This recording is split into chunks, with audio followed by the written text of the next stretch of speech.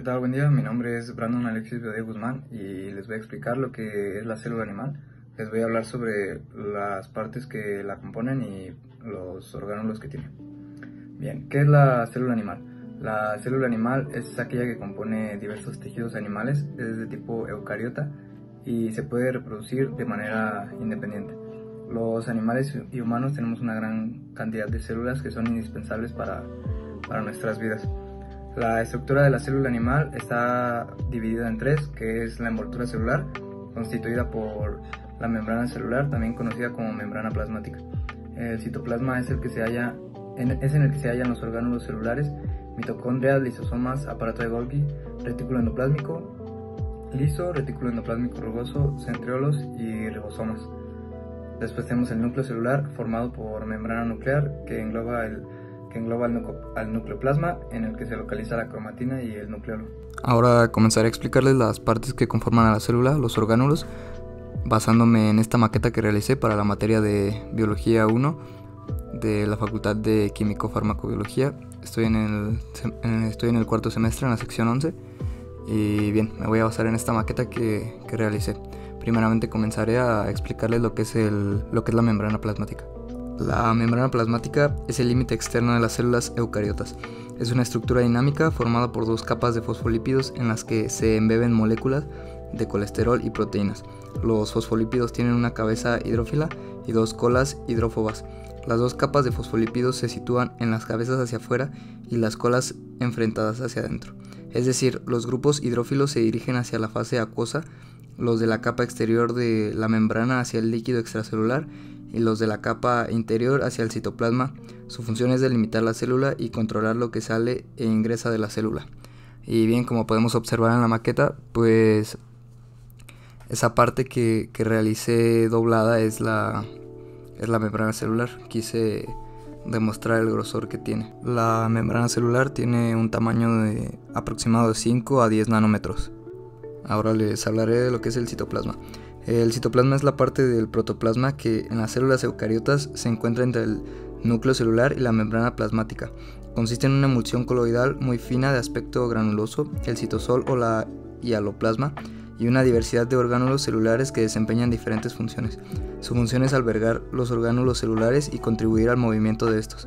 El citosol es la sede de muchos de los procesos metabólicos que se dan en las células. Seguidamente tenemos a las mitocondrias, que en la maqueta las representé como esos pequeños bultos de color naranja que llevan una membrana dentro, una hélice. Bien, esta diminuta estructura celular de doble membrana, responsable de la conversión de nutrientes en el compuesto rico de energía trifosfato de adenosina, es decir, el ATP, que actúa como combustible celular. Por esta función que desempeñan, llamada respiración celular, se dice que las mitocondrias son el motor de la célula. Ahora les explicaré los lisosomas. Son pequeños sacos, en este caso en la maqueta lo representé de color café. Son sacos por una membrana que se encuentra en las células con un núcleo eucarionte y contiene enzimas hidrolíticas que degradan moléculas complejas, como los leucocitos que destruyen invasores y restos de células. Ahora explicaré lo que es el aparato de Golgi. Este lo representé de color verde. Son como unos sacos, más o menos. Bien, el aparato de Golgi es una parte de la célula formada por membranas y hay diferentes tipos de membranas. Algunas son túbulos y algunas son vesículas. El aparato de Golgi está situado cerca del núcleo, se dice que es un cuerpo perinuclear. De hecho, está también justo junto al retículo endoplásmico, y cuando las proteínas salen del retículo endoplásmico pasan al aparato de Golgi para su posterior procesamiento. Por ejemplo, en algunas proteínas se agregan carbohidratos y a continuación estas glicoproteínas o compuestos formados por carbohidratos y proteínas salen del aparato de Golgi al resto de la célula y lo hacen dentro de la vesícula. Estas vesículas son en realidad parte de Golgi. De hecho, una de las funciones del aparato de Golgi es hacer nuevas vesículas a partir de la membrana existente e incluir en dichas vesículas las glicoproteínas y otras sustancias creadas en su red. Finalmente, las vesículas llenas de estos productos se desplazan por el resto de la célula, generalmente atravesando la célula hasta la membrana plasmática, que es su destino final. Y bien, hablando de las vesículas, las representé con pequeñas bolitas de color verde, que son las que están ubicadas. Son 4 las que realicé. El aparato de Golgi tiene unas dimensiones aproximadas de 1 a 3 micras. Ahora les hablaré sobre el retículo endoplásmico rugoso. En mi maqueta lo representé como estas protuberancias de color azul que pues representarían el retículo endoplásmico rugoso.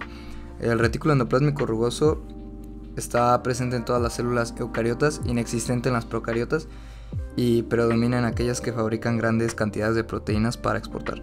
Se continúa con la membrana externa de la envoltura nuclear, que también tiene ribosomas adheridos. Su superficie externa está cubierta de ribosomas, donde se produce la síntesis de proteínas. Transporta las proteínas producidas en los ribosomas hacia las regiones celulares en que sean necesarias o hacia el aparato de Golgi, desde donde se puede exportar al exterior. El retículo endoplásmico rugoso tiene unas dimensiones aproximadas de 7 nanómetros.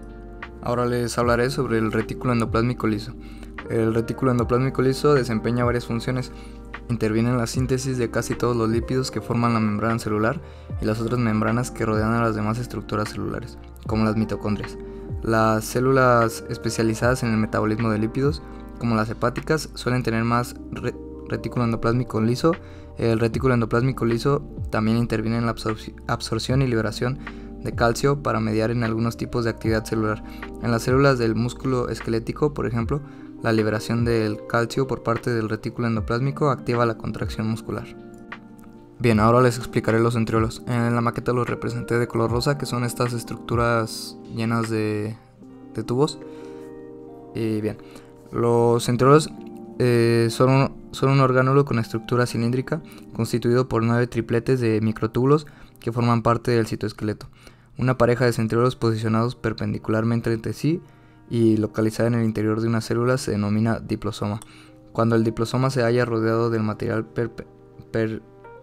pericentriolar, una masa proteica densa, recibe el nombre de centrosoma o centro organizador de microtúbulos, el cual es característico de las células animales. Los centriolos permiten la polimerización de microtúbulos de dímeros o tubulina, que forman parte del citoesqueleto y que se irradian a partir del mismo mediante una disposición estrellada llamada uso mitótico.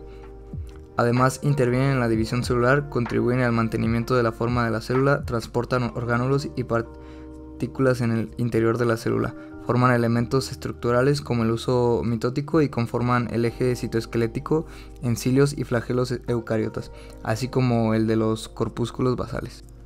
Seguidamente les explicaré lo que es el núcleo. Lo representé en la maqueta de color rojo y es el que observamos que tiene una forma esférica. Bien, el núcleo es el órgano más visible en casi todas las células animales y vegetales. Está rodeado de forma característica por una membrana, es esférico y mide unas 5.2 micras de diámetro. Dentro del núcleo celular, las moléculas de ADN y proteínas están organizadas en cromosomas que suelen aparecer dispuestos en pares idénticos. Una de las características principales es que es de cuerpo pequeño, de aspecto esferoide u ovalado, se encuentran mayormente en el centro del núcleo y que algunas se pueden ubicar en el periferio de la célula. Ahora tenemos el nucleolo, que está representado como esta pequeña esfera de color negro, está dentro del núcleo, que es de color rojo. Bien, el nucleolo es una región del núcleo que se considera una estructura supramacromolecular que no posee membrana que lo limite.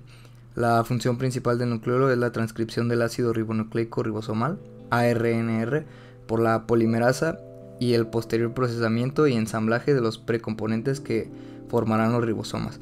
La biogénesis del ribosoma es un proceso nucleolar y muy dinámico que involucra la síntesis y maduración del ARNR, sus interacciones transistoras con proteínas no ribosomales y ribonucleoproteínas y también el ensamblaje con proteínas ribosomales. Además, el nucleolo tiene roles en otras funciones celulares tales como la regulación del ciclo celular, las respuestas de estrés celular, la actividad de la telomerasa y el envejecimiento.